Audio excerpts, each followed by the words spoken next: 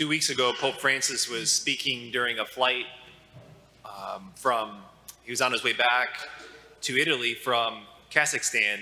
And so sometimes when he's on his flight, he comes out and speaks to the reporters. And anyways, at this point, with the reporters, he was lamenting the way the West, in his words, is degenerating and losing its morality. He said that the West is going down the wrong path regarding social values. And with it being Respect Life weekend this weekend, and with those Pope Francis's words just in the back of my mind the last couple of weeks, with regards to in the West going down the wrong path, I want to look at two important principles as it relates to regarding life. And then secondly, two things for us to give special attention to this morning. So first, those two principles. First has to do with morality. And to know that when it comes to morality, the church teaches that morality has nothing to do with faith. Morality has nothing to do with belief, but rather morality has to do with human reasoning. It has to do with right thinking. I remember going a number of years ago now, the first time to the March for Life in DC, and marching with hundreds of thousands of people, mostly young people. And I remember at one point I looked over and there was, there's a lot of people carrying banners. And at one point I looked over and I looked up, and the banner there to my left said, "Atheists for Life." And upon seeing that, it was just a reminder that morality, any given moral issue, it's not a religious issue. Because morality is a matter of right thinking and using our reason to arrive at truth. Or another way is to talk about with regards to the natural law. And that is to say that every human person has the natural law imprinted upon their hearts. And so it's never like, believe this because the church says so. It's no, let's use our minds, our reason to think through and to arrive at truth. See, but that's getting lost, and we're not doing that as much. What more is the rhetoric, the thought is morality is religious people imposing their faith on me, and because that's that's the path with regards to morality and what it is. I think it contributes to what Pope Francis says of the West going down the wrong path with regards to social values.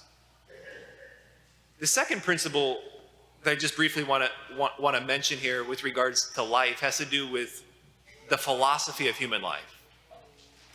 And a major shift has taken place over the last 100 years, maybe more speedily the last 60 years, on the philosophy of life. So we've gone from a traditional sanctity of life ethic to a new quality of life ethic. And that shift that's taken place now, it's a problematic shift. And it has problematic consequences. And so the new ethic of life judges human lives based on a standard of quality. It looks at life and says, what kind of quality is this life? And then it can go through a number of different things to say, and to judge standard of quality, it determines on whether some lives are worth living or not. And so you can go through and say whether this life is wanted. And that can be with a whole subset of people, like what happened with the Jews. Their quality, or with regards to gender even, think China. It can be towards the unborn. It also can look at, with the move of a standard of quality, can look at whether or not a person is in too much pain. It can look at whether or not a person is handicapped physically, emotionally, and judge the standard, that judges the human life based on that standard. That's all a standard of quality of life. The traditional ethic judges human lives based on a standard of sanctity. And that is Every human being is sacred. That's it, period. There's no standards of quality to look at. It's just everyone is made in God's image, and we treat them as such, no matter if they're poor, no matter if they're disabled, no matter their race, what their age is, whether they're an immigrant, whether they're imprisoned. Every human life is sacred from conception to natural death.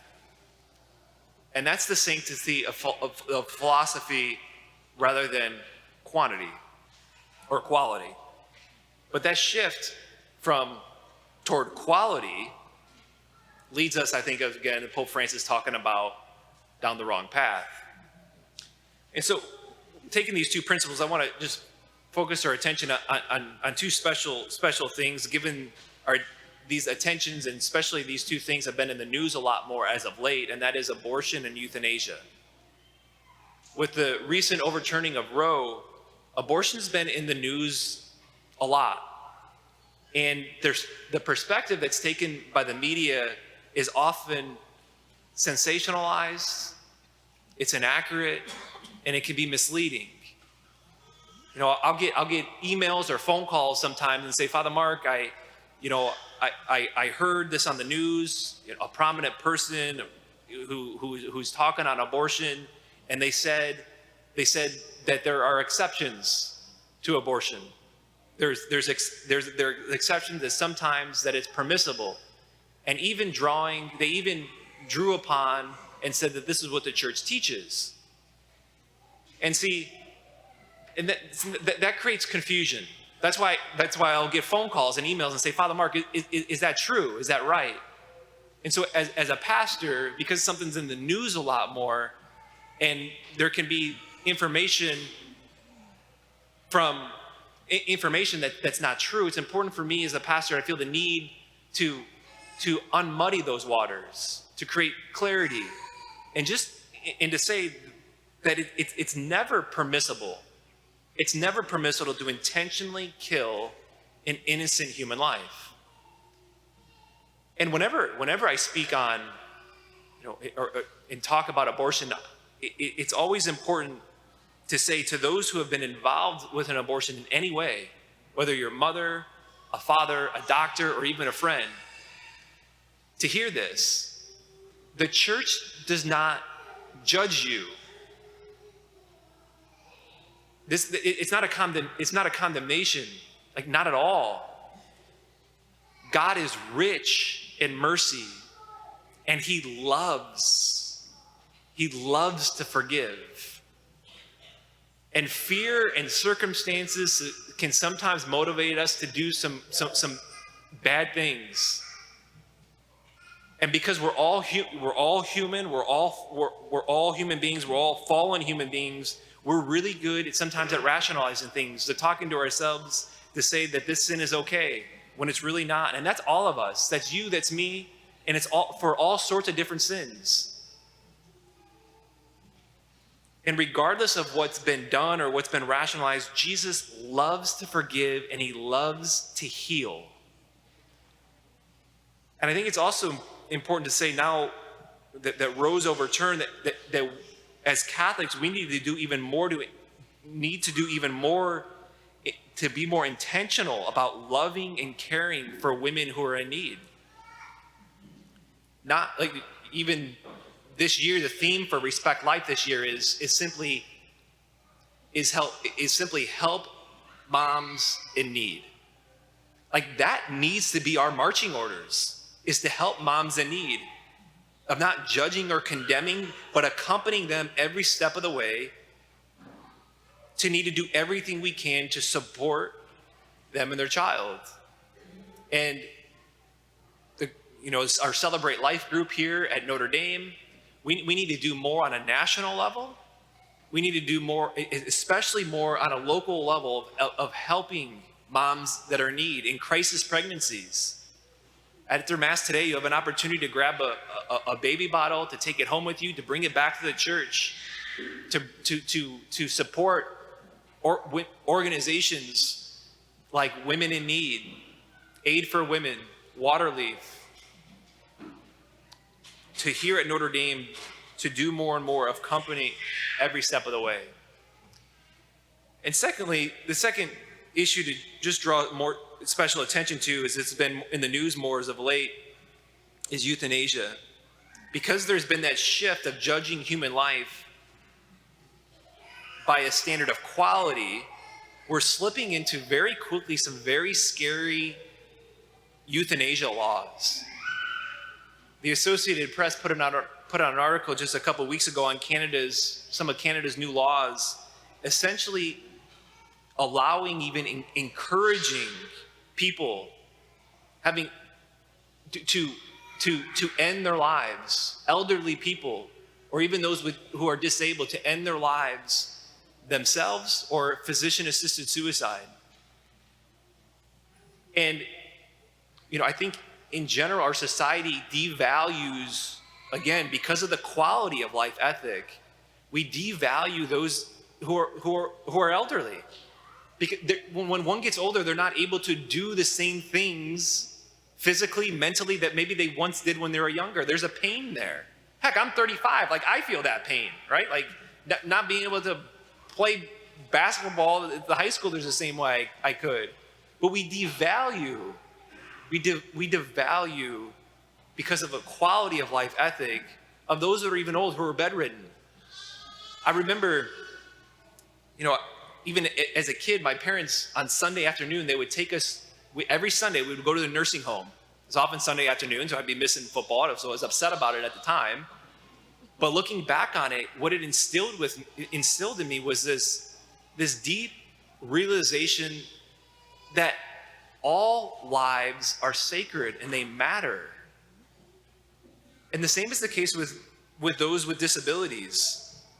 A couple weeks ago, a woman came up to me and told me that after her daughter was born with cerebral palsy, the doctor right there in the room turned to her in a question form, asking her if she wanted to keep the baby. People with disabilities deserve the same love and support as everyone else. And again, I was blessed. My parents taking me every once a month on a Saturday in a place in Joliet that we would go to that had people with disabilities, old, young, and it made me realize and see that they're just like me, like anybody else, and that I talk with them the same way. But the value of life, not based on being based on sanctity, a philosophy of sanctity. So if your grandparents, I encourage you to do that for your kids, with your kids, to help them to learn respect and love of all life, that every life has dignity, value, and worth. The West does not need to continue to go down the wrong path. We can go down the right path. And it begins with us. It begins with you. It begins with me, with first always turning to Him, turning to Jesus, embracing His mercy, extending it to others. And it begins with respecting life from conception to natural death.